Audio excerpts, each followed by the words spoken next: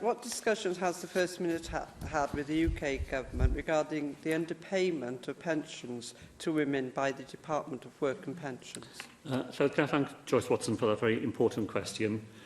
We have repeatedly and clearly relayed our concerns to the UK Government on state pension issues relating to women.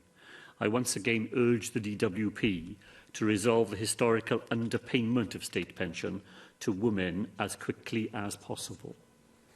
We know that the underpayment of the state pensions to an estimated 200,000 married women has spanned more than 20 years, and it has particularly impacted on women who had a poor state pension in their own right. They were entitled to claim 60% state pension based on their husband's pensions contributions. What is particularly scandalous about this error is that many of those women may not be able to claim the full amount that was underpaid to them. Women whose husbands retired before 2008 and hadn't applied to the DWP for an increase in their pensions will only be entitled to claim 12 months back payment. The UK Government, of course, is saying they wrote to those women, informing them of that rule change. However, like the WASPI scandal, many women have said they did not receive that letter. And as a WASPI woman myself, I can tell you I didn't receive those claimed letters neither.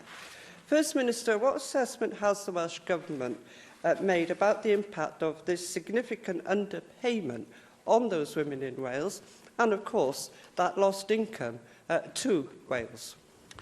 So thanks very much to Joyce Watson. She set up the position, I thought, very clearly indeed. The DWP claim that women whose husbands turned 65 before the 17th of March 2008 were written to, and it was their responsibility to make a claim for the uplift. And yet, as more is known about all of this, it becomes clearer and clearer that that was not the case many, many times. There is evidence that the DWP, for example, wrote to the husbands of people rather than to women themselves, and those letters may never, ever have got to the people who were required to make the claim.